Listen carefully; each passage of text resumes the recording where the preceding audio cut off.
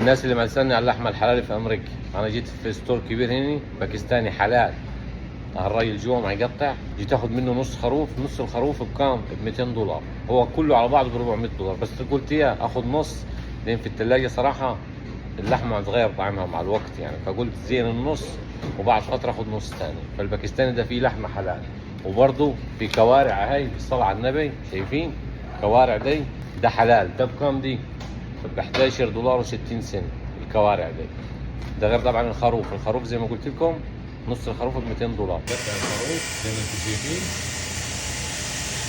قطعوا لي بالنص تاخذوا كده طوالي على طول.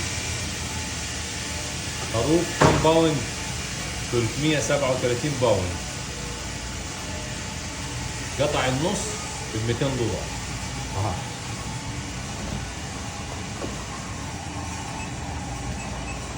ده نص هاف. ثانك يو اميجو.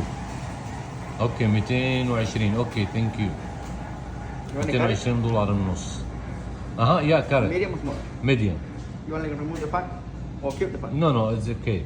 ما يقول لي انضف لك من الدهن اللي فيه. لا ده هم الاساس دول، شويه الدهن دول هم اللي يرموا العظم يا معلم. ما تصفوش ولا حاجه، بس قطعوا ميديوم يعني هي وسط كذا، لا كبير ولا صغير. هيقطع كده على الماكينه هو. ودي اللحمه الحلال في امريكا، وهذه علامه الحلال عشان بس ممكن حد يكذبني. ها جنب الستور شايفين حلاله. حلال حلال.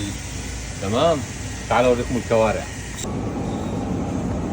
وطبعا ده ها شايفين مفروم برضو، كله ده حلال يا جماعه. تشيكن اللي هو الدجاج. اها شوف العلبه دي كام؟ 7 دولار 66 سنت. اللحمي ده جوت اللي هو الماعز، اها 17 دولار. بس انت لو تجيب خروف ولا نص خروف ولا نص جري احسن. ده فراخ برضو بس ده مشوي، يقول عليه مدخن هنا 15 دولار. فين الكوارع؟ هذه الكوارع اهي شايفين ب 12 دولار 67 سنت. بيف، وبيف صغير يعني مش كبير. انا اعشق الكوارع، بحب اقول. وده برضو بيف معلب دي، بس انا معاخده فريش. اللحمه معجبها فريش من جوا. كل هذا حلال يا جماعه، كله ده حلال. شايفين؟ وزي ما انت عايش فيه ب7 فراخ، فيه ب5 صدور، كل اللي انت عايزه يعني. 8 صدور دي. اللحمه برضو نفس النظام، في ب 12 اها ب 12 13 11 اللي انت عايزه. بس انا زي ما قلت لكم انا معجبه طازه فريش.